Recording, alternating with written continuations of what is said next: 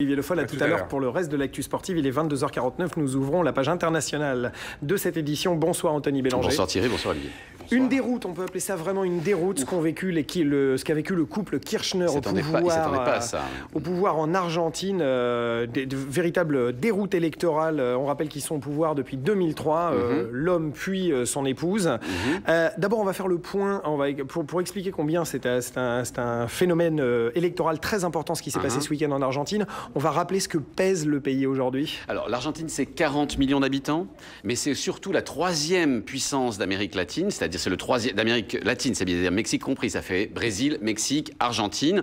C'est un des tout premiers exportateurs mondiaux tout de même de produits alimentaires, de soja d'une part, ou de viande d'autre part. C'est donc une économie extrêmement importante. Puis c'est aussi la peine de rappeler qu'ils ont été dans une crise extrêmement grave, qui sert de modèle économique à beaucoup de crises dans le monde, y compris à nous en ce moment. Rappelez-vous, en 2001, et surtout entre 1998 et 2001, l'Argentine a perdu quelque chose comme 25%, un quart de sa richesse nationale, et ce en 4 ans.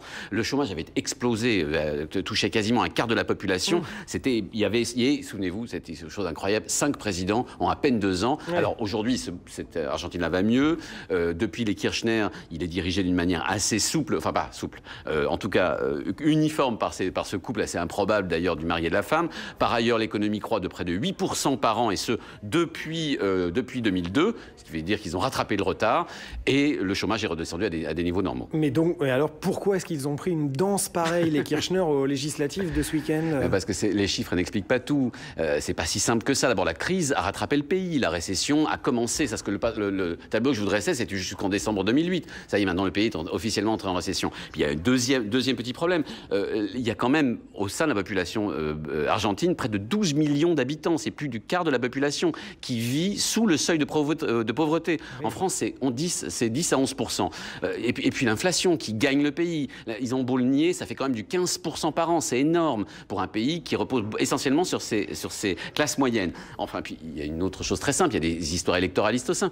Les Kirchner se sont lancés en 2008 dans une bagarre contre le monde rural, en voulant imposer une taxe de 25% sur le soja. Le soja qui est le produit d'exportation par excellence. Oui. Toutes les villes de province ont voté contre eux. Sans parler de la capitale, qui réunit quelque chose comme 40% de l'électorat, qui leur a infligé une humiliation, puisque Nestor Kirchner, l'ancien président, le mari de l'actuelle présidente, a été battu, alors de peu, de 2,5 points, mais il a été battu, sévèrement battu, par un type qui s'appelle Francisco de Narváez, une espèce de millionnaire comme ça, qui est entré dans la politique il n'y a pas très longtemps, et qui est même pas l'espoir de l'Argentine demain, parce qu'il ne peut pas se présenter à la présidentielle, il est né colombien. Mais enfin, en tout cas, il s'est fait battre, et sévèrement. Et donc, on le rappelle, c'est un pays qui est présidé par une femme, qui s'appelle Kirchner, et dont le prédécesseur était son propre mari, c'est-à-dire le président avant elle, c'était Kirchner. Aujourd'hui, c'est Nestor Kirchner et Cristina. Vous savez comment on les appelle en Argentine? Les K. Vous savez, comme Citizen K, les K, voilà, c'est les deux. Alors, ça veut dire que pour les Kirchner, c'est le début de la fin? Alors oui, on peut dire ça, parce qu'il ne faut quand même pas oublier qu'elle avait été élue avec quelque chose comme 48% des voix juste sur son nom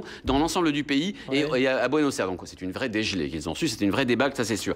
Mais d'une façon plus générale, c'est peut-être aussi le début de la fin, vous savez, pour ces gauches sud-américaines qu'on avait données conquérantes pendant des années et des années. Et peut-être que le signal peut-être que le départ de la défaite des Kirchner, c'est le départ de ça. Au Brésil, ça va pas très bien pour celle dont on avait parlé, qui s'appelle Dilma Rousseff, vous savez, qui va peut-être succéder à Lula. Au Honduras. Au Chili, il y a Bachelet aussi. Oui, Chili, Bachelet ne peut pas se représenter, elle est très populaire, mais celui qui doit venir après, eh bien, c'est pas gagné pour lui non plus. Au Honduras, vous avez vu, un coup d'État quand même. On avait oublié que c'était possible en Amérique latine. Et puis au Mexique, qui est quand même un des plus grands pays d'Amérique latine, eh bien, le président Felipe Calderón, qui avait été tout juste élu, en fait, risque de remporter, c'est pour 2012, mais risque de remporter haut la main la prochaine élection. Il reste ce bon Chavez.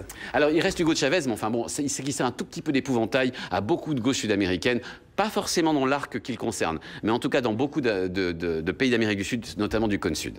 Merci beaucoup, Anthony Bélanger. Et puis il y a le cas de Cuba dont vous nous avez souvent parlé ici, mais qui est un cas un peu particulier. On va le réserver un peu pour une autre chronique, si vous le voulez bien. Ah oui, parce que si je vous lance sur Cuba, alors là, vous m'explosez, on finit, il va être 23h20, je vais me faire taper sur les doigts, tout ça. Madame Bélanger, va m'appeler en me disant vous étiez en retard, monsieur Dujon, ça fait 3 fois. Il est 22h53, bienvenue à tous ceux qui nous rejoignent. Caroline Dussin sera avec